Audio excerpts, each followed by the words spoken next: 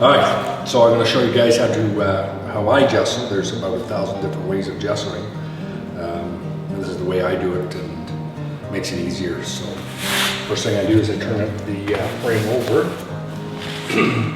When you get your gesso, you have to make sure it's clear. There's no lumps in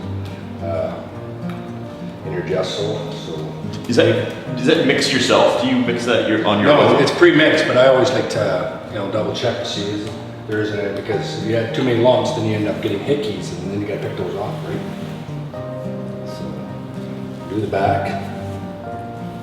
Could you brush that on as well as roll?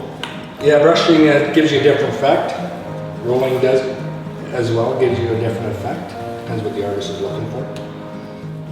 The point of gessoing is to seal the canvas? Seal the canvas and give you a base for your oils and your acrylics to sit on. Is this oil-based or acrylic-based product? This is acrylic-based product. Are all gessos acrylic these days? No, there's different types, right? If I was painting oil, could I paint over this? Yep. Okay. Some people like oil backgrounds. Gesso too, and that's hard to do. So once I got that done, I only do the back once, and I flip it. And I'll just try to get the first coat nice and level and even. Don't worry about too much of the buildup, because you'll come back the other way before you finish up. So how many coats will you do, Pete? 2 is ideal. 2 is all really what you need. I've heard that some artists sand between coats of gesso, is that true? Yeah, that's why I'm not too worried about a lot of this, because I will be doing that. How long is it going to take for the first coat to dry? 30 minutes. Okay. If you put it on lightly, even less. Pending weather in your particular locale, the day you decide to gesso? Yeah, it should be, within the specs of the manufacturer's recommendations on the side of the can, on the edge here. There's that buildup. So you want to starve your roller near the end, and if you have to go over a couple times to try to bleed it off.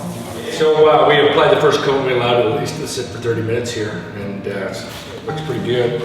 The first coat looks not too bad, but as you can see, there's some raised edges on the gesso.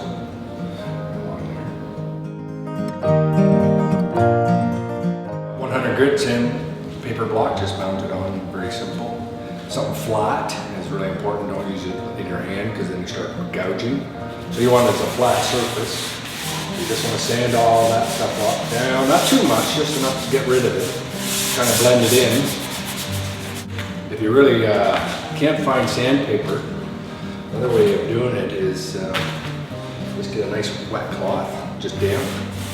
You just bring it over it. So here's that'll drop that raised edge. Yeah. If you don't have sandpaper, so I'm going to continue to sand. There's a couple high edges on here. As you can see, it's not perfect, but just check the edges. Just run your block around there just to get all that. What you want to do is make sure you get all the, keep it flat. A damp cloth. Would you damp cloth it anyways after sanding? Yeah, just to get any of the grit and stuff, and then you can just kind of smooth it all out. Try to work the opposite way you paint. You applied the gesso the first time.